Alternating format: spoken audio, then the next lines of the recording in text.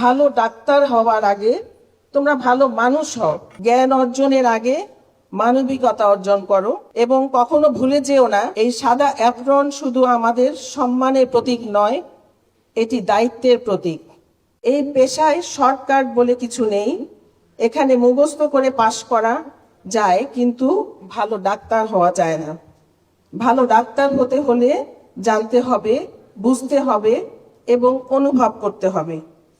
আমি চাই তোমরা প্রশ্ন করতে শিখবে, ভুল করতে ভয় পেও না, কিন্তু ভুল থেকে শেখার অভ্যাস গড়ে তুলতে হবে।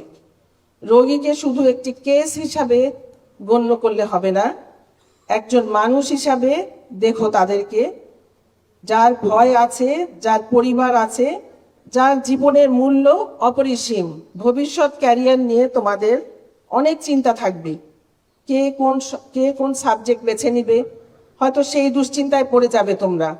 কোথায় যাবে, কিভাবে এগোবে। কিন্তু আমি বলবো, এই মুহূর্তে সবচেয়ে গুরুত্বপূর্ণ হলো একটি শক্ত ভিত্তি স্থাপন করা।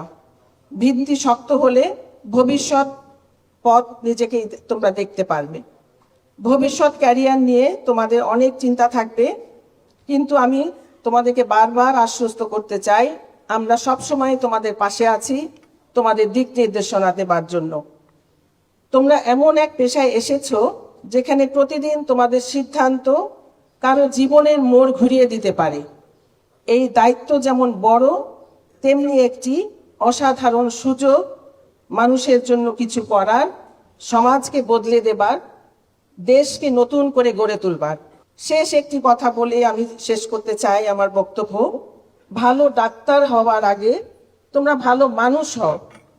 জ্ঞান অর্জনের আগে মানবিকতা অর্জন করো এবং কখনো ভুলে যেও না যে এই সাদা অ্যাপ্রন শুধু আমাদের সম্মানের প্রতীক নয়, এটি দায়িত্বের প্রতীক।